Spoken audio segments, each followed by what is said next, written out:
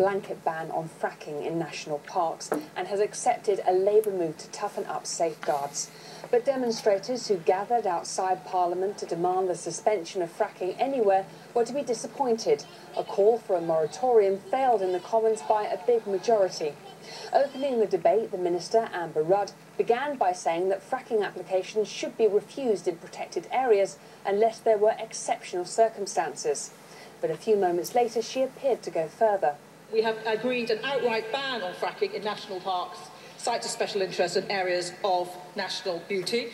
I hope that will reassure him about the liability potential for any of the areas that I know that he is particularly keen to protect. I hope I give way to the Honourable Lady. I'm most grateful, and I know she's going to respond to some of the amendments tabled in my main in one moment. Could my honourable friend just complete the sentence? Is my honourable friend saying that now there will be an outright ban on any fracking in national parks, and have the government removed the words "except in exceptional circumstances"? The Honourable Lady is absolutely right. That is exactly what we have done. We have now put in place an outright ban and will be effectively removing those sentences. The news caused some confusion in the Commons because there was no amendment to do that in front of them.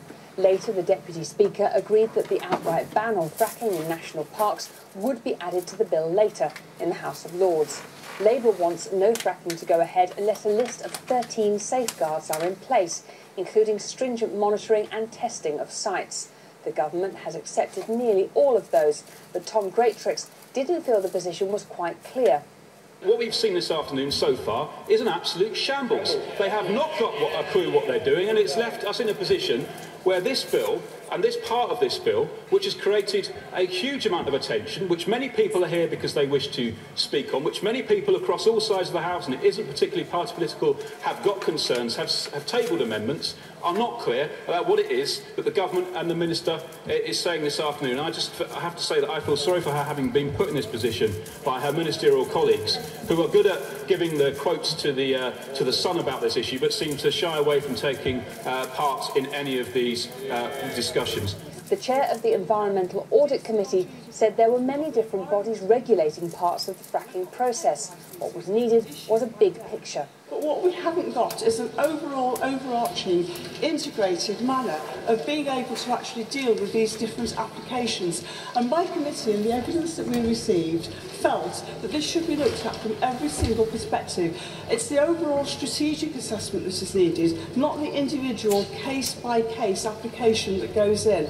And until that is sorted out, it's difficult to see how we can have a whole situation which is right for the country and right for energy security and right for supply. I'd like to contribute briefly on the explicit subject of shale gas and of fracking, on which my committee has reported twice, firstly in 2011 and secondly in 2013. Those were two detailed reports. It involved 7 oral evidence sessions, 2 with ministers, and visits to Lancashire to look at what Cuadrilla was doing, and to Texas to see an established shale gas industry's operations. Our conclusions, which were based on a very careful analysis of the evidence, were totally different from those of the Environmental Audit Committee, whose consideration of the matter appears to have been rather briefer. We concluded that fracking is a safe technology from which Britain could benefit substantially.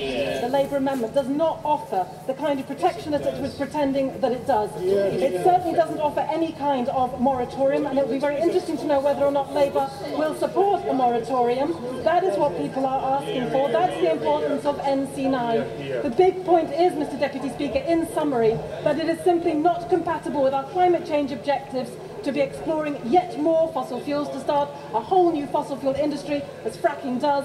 By the time fracking comes on stream in 10 or 15 years' time, it simply will not be possible to be compatible with our CO2 objectives. Now, a law permitting the retrieval of internet and phone data to help reduce the chances of a terrorist attack in Britain must be in place before the May General